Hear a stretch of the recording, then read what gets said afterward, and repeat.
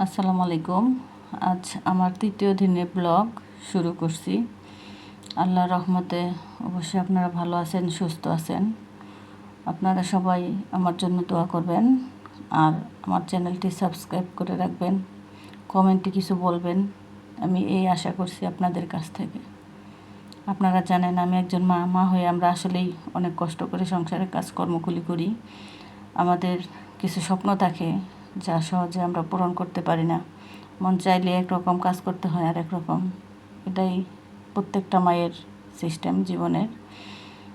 স্বপ্ন সবাই দেখি, কিন্তু সবার স্বপ্ন পূরণ হবে এমন বা হয় এমন কোনো কথাও নেই। কিছু কিছু স্বপ্নই থেকে যায়, তারপরেও তো হার মানা যাবে না। স্বপ্ন পূরণের পথ কখনো সহজ হয় না, পথে ক্লান্তি আসে, ব্যর্থতা আসে, অনেক সময় নিজের মানুষের কাছ থেকেও নিরুৎসাহিত হতে হয়।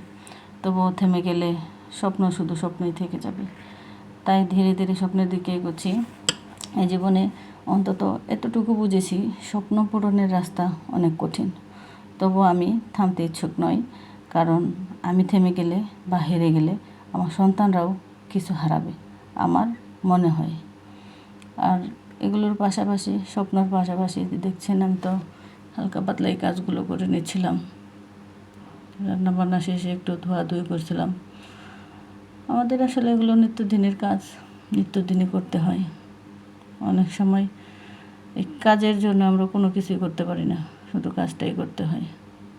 আর এভাবেই কাজের ফাঁকে বাসন কুসন ধুয়ে আমি ঘরও গুছিয়ে নিচ্ছিলাম। আমার পড়ার টেবিলটা ফাঁকাই পড়ে আছে, কাজের চাপে আর ওখানেও যেতে পারছি না।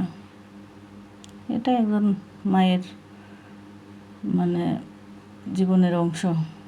কাজ ছাড়া আমাদের আর কোনো উপায় নেই, কাজ করতেই হবে, স্বপ্নকে পাশে রাখতে হবে।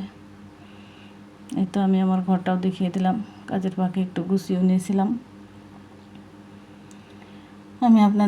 আমি যেভাবে চলি খুবই সাধারণভাবে, সাধারণ জিনিসগুলোই দেখাচ্ছিলাম।